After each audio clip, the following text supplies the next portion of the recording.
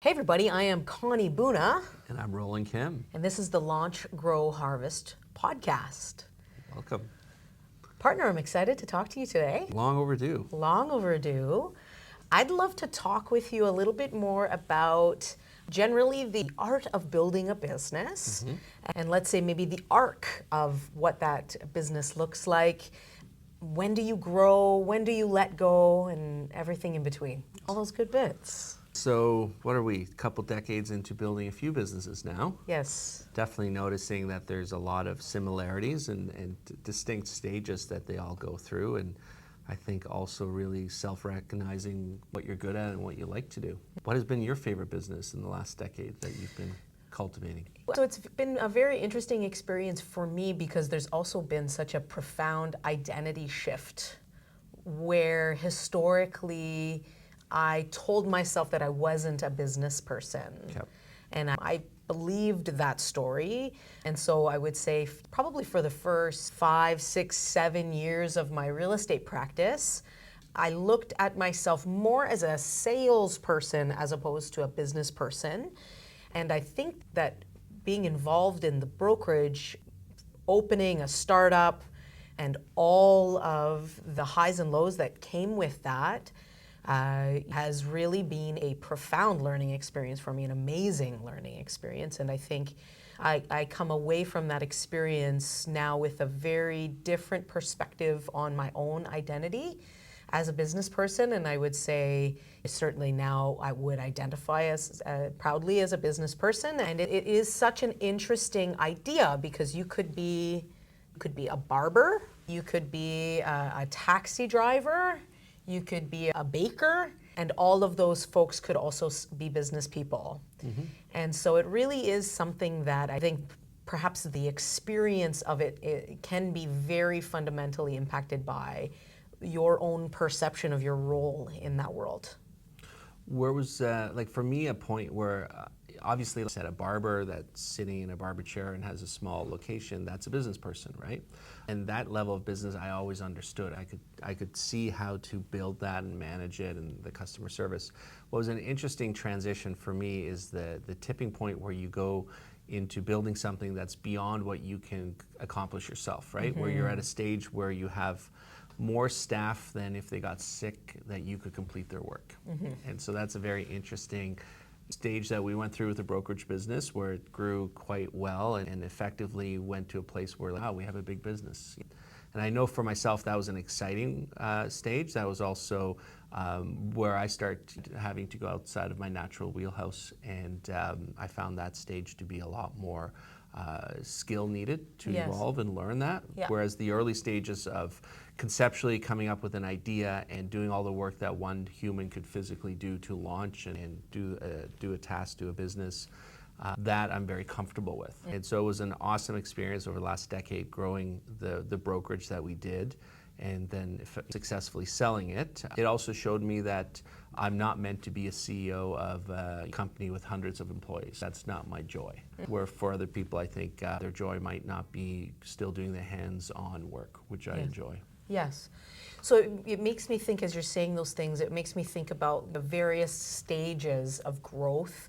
We have that sort of startup phase, that entry level of your business. The launch. Even prior to the launch, you were talking about the conceptual build out.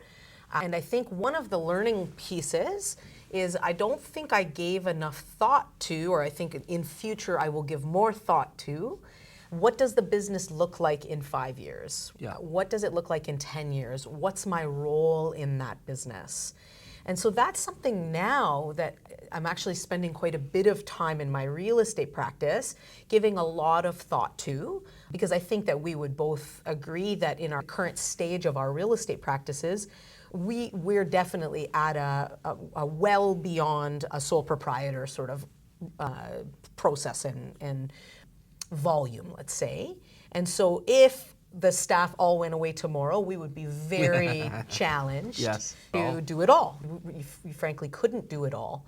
And that reminds me of, again, when you're future planning, thinking through what that looks like so that at day one, your bench building, your planning, you're anticipating succession planning, and all of these other details that, again, in my naivety of getting into the business of the brokerage at the early days, and certainly in my real estate practice, I didn't even think about growth in that way. I really only regarded it just as my own sole proprietor work. But it really does think about, do you want to manage people? Is that something that you want? Because if your goals are such that you are absolutely going to need a staff, then you really need to get comfortable, and frankly, you need to enjoy working and managing people. No, and you bring up a really good point, right? Because I think for many years, if you take the real estate role, people just assumed once we get to a certain point in your production, you're going to hire a full-time assistant and start managing staff and go from there. Challenge in that perhaps in the last decade or decade and a half is it's gotten much harder to find that staff person that just jumps on board. And a lot of what we've discovered, a lot of realtors aren't natural good leaders, right? And so they spin a lot of wheels where they're not getting what they want out of that relationship, out of the employee, and it might detract them from actually doing the business. Yes. And the good part now is there's solutions to everything. So there's companies out there that can do admin work for you. So a business owner that really, their sweet spot is being the sole proprietor and the operator and the doer. They just want to buy some more time back. There's ways of doing that now without building a business that doesn't fit your style. And you touched on an earlier, partner, where you're like, now that you're taking a step to work on your business to figure out where you want to see it in 5 and 10 years, I think, and I don't want to speak for you, but for myself, we have the permission to really be honest with what we like. Yes. Right? And say, I want more of that kind of business with that kind of person in that kind of setting. And so how do I perhaps cut things out that we don't need, or find people to do the certain things that are still needed in order to get there? Yes. And that's a pretty neat space to be. I think a lot of people, again, we've spoken about it before, really undervalue thinking time and working on your business versus just doing. Yes. So it's pretty cool because we're nearly 2 decades into real estate, and yet I don't feel we're at the coasting stage yet. And I wonder when that will come. but it doesn't feel harder, right? Yes. It's certainly, I wouldn't say that much easier, but it's getting more enjoyable, I find, when you know what you're working on. Yes. And I've been thinking a lot about, as it relates to just the idea of business building and growth, how does that align with your bigger vision for your life? Are you building businesses because that's something that really lights you up and excites you? Are you building businesses because you are looking for other ways to generate revenue? That's typically one of the driving forces for most business people. When you're thinking about building those businesses, the other thing that comes to mind too is, what business really does have a coasting mechanism? At what stage are you realistically foot off the gas, you're fully in cruise control? Where do you think that comes in? I think it's less and less that it's automatically going to be in every business. I believe decades ago, even if you had a competitive sales business like ourselves, it was easier than it is now to build a moat around it, where if you gave 20 years of great service, your clients didn't move cities as much as they do for us, where they leave the province or they migrate more. And so you have a lot more of a concentrated past client support network that in turn protects you as a realtor. People know, right? Where now I find the market is much more liquid for a sales role, and it's much harder to be top 1%, take your foot off the gas and remain there for a while. Absolutely. One of the things that I've seen in our time in real estate is the growth of real estate business models of really large teams. We certainly see that in the Keller Williams realm. It's very prevalent in EXP, and many other brands have this model where you have a team leaders and then a number of other agents below you. And something that I've found interesting just to observe that, because I think our team compared to that is quite small scale and run very differently. But the interesting piece to that is seeing how that flows over time. Do those team leaders need to come back into direct production, for example? It does seem to me like that is the case, as an outside observer. And I wonder, is that just a system failure? Has the team not created the right systems so that it's flowing and the lead generation continues to happen and the high level of service that the client has come to expect that is associated with that brand remains. What are your thoughts on that?